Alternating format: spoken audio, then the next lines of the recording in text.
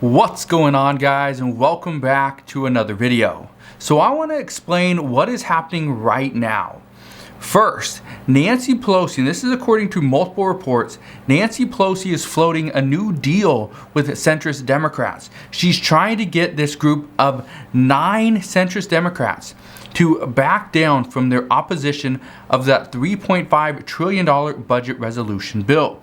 This is that second bill. This is part 2 of the $1.2 trillion bipartisan bill. This group of 9 Senate or House Democrats, they want to see that the bipartisan bill passes first, and then they say they will consider the passage of that $3.5 trillion bill. However, we got reports that Senator Joe Manchin and Sinema do not support that $3.5 trillion price tag. They want to see something much lower, and because of that, they are bringing in these House Democrats to pretty much stand up to Nancy Pelosi. Well, here are the details out this afternoon. And again, this deal that was floated by Nancy Pelosi, we have very few details on this, but we do have one major change. The big change is that right now, what she is trying to do is she is trying to wrap up the consideration of the ground rules for the $3.5 trillion infrastructure bill. She's trying to wrap that and the budget resolution into one vote instead of 2. This would make things a little bit easier. This would hopefully get the bill passed, but again, we don't know.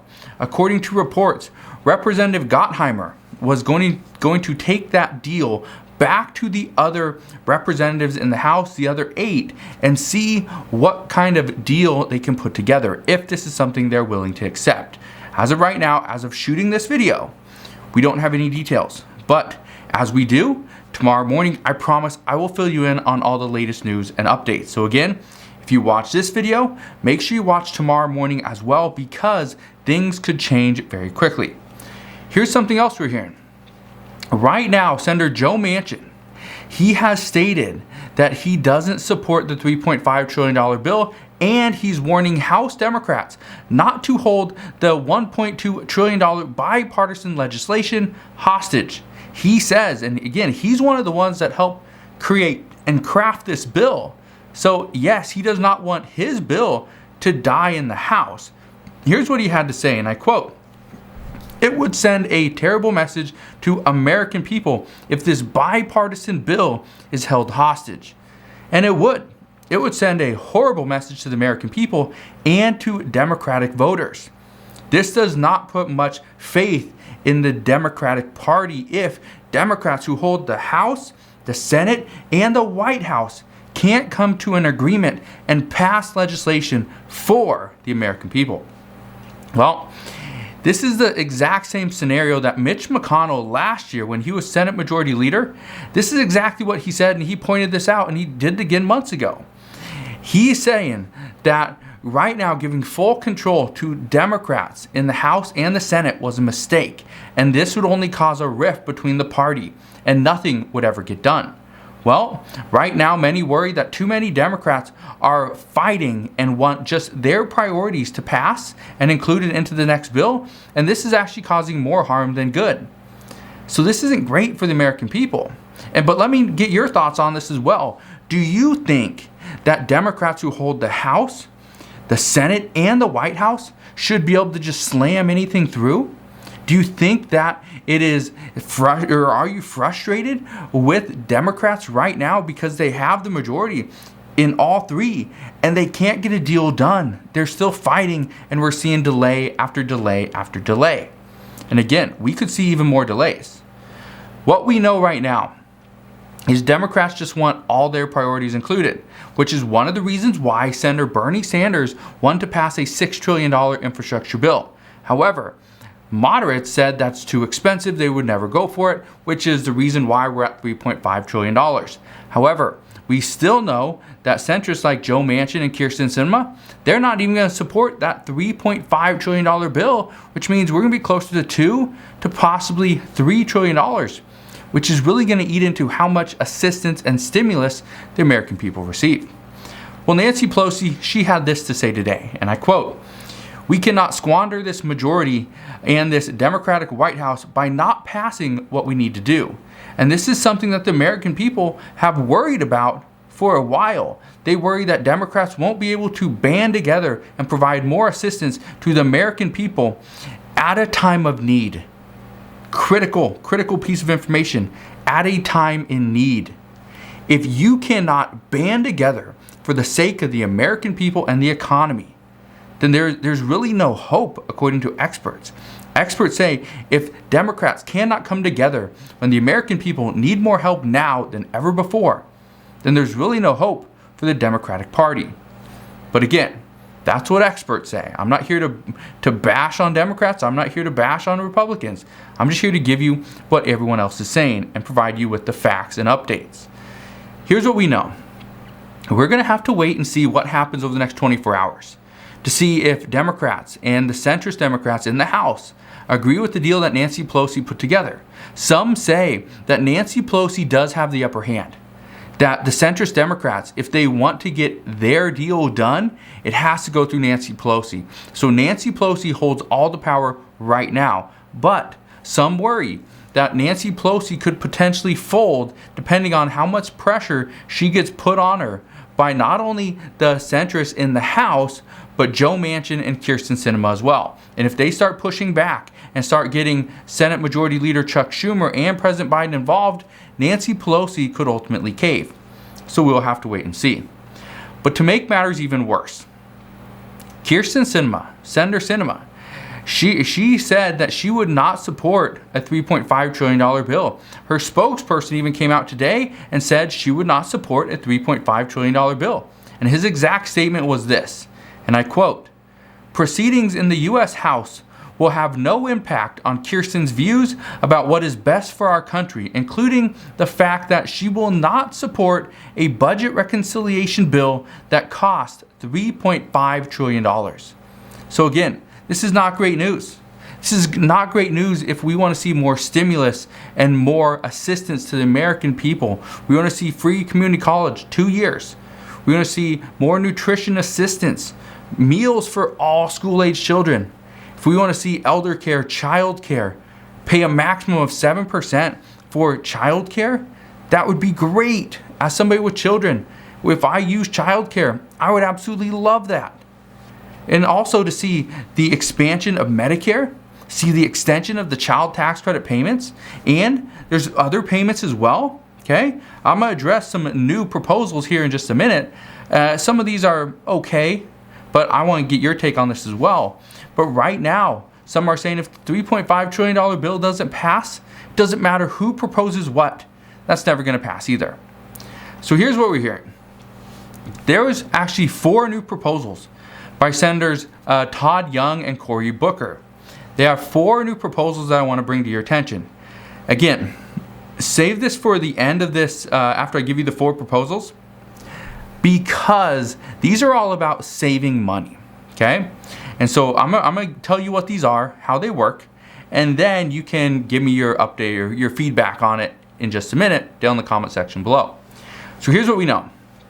The first proposal is called the Refund to Rainy Day Savings Act. This is going to allow Americans to put 20%, okay, up to 20% of their tax refund, put it into a savings account.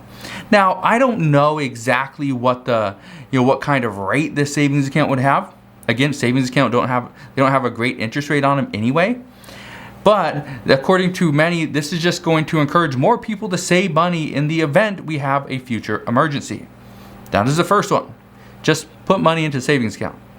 The other one is the Retirement and Security Flexibility Act. This is going to allow all employees. This would make it where they automatically are enrolled into retirement programs. This would be by default. The employer would take anywhere from 3 to 10% of your pay and put it into this account. And this would require all employees to opt out of the program, not opt in. Currently, it is set up where all employees have to opt into a retirement account, but they want to change this where all employees have to opt out. This could make some people very upset as they go into a new job or new position, forget they need to opt out of this program, and then some of their money goes to a retirement account when that's not what they were expecting. So we will see. The next one is the Strengthening Financial Security Through Short-Term Savings Account Act. It's a bit of a name, but this one, the employer would automatically enroll you into an emergency savings account plan, and they put money in there every single month. Now, that's really it. They're just going to open up an emergency account for you, put money in there, and so when you need it, it's there. But it's not 20%, it's not a set amount. And the last one is the Commission of Retirement Security Act. This would create a new government organization to simply review and approve private retirement plans. Those are the 4 new proposals, all about saving, all about retirement. Well, what we're seeing is that all 4 of these proposals is lawmakers wanting to see the American people save more money, put more money into savings as opposed to investing it. Well, right now, according to experts, while we're seeing so much inflation, experts worry that saving money and not investing it into assets is the wrong move. Yes, I personally believe you should have money set aside into savings, just in case you need to, go and get a new carburetor for your car. Go and maybe you need some new tires. Maybe you need there's another payment that you have to make. Maybe it's a insurance payment or a medical bill. You never know. Maybe you have to go and do some emergency surgery and you need set aside some money, right? This is all very important. And some say that, yes, you need to be able to cover about 3 to 6 months worth of expenses. I like to have about 1 year of monthly expenses in the savings account, but all the rest of my money goes into assets, whether it's real estate, stocks, or businesses. That's what I personally like to do. Now, right now, at this time, experts say you should have more assets than money in order to actually give you more of a future. You should have more assets that are producing an income. This is real estate, rental assets. You got stocks that provide you with either dividend income or maybe you just buy and sell, right? There's different ways, or a business income, right? So they're saying that you need to have more. Don't just put money into savings. So right now, let me know your thoughts on these 4 different proposals. But I'm just curious, do you think this is a good idea that the government's going to step in and almost require you to save and invest? Or do you think you'd rather have that opportunity and option yourself? Let me know down in the comment section below. And here's the last thing I want to bring up. This was somewhat of a very confrontational topic today, not only on social media, but on the news as well.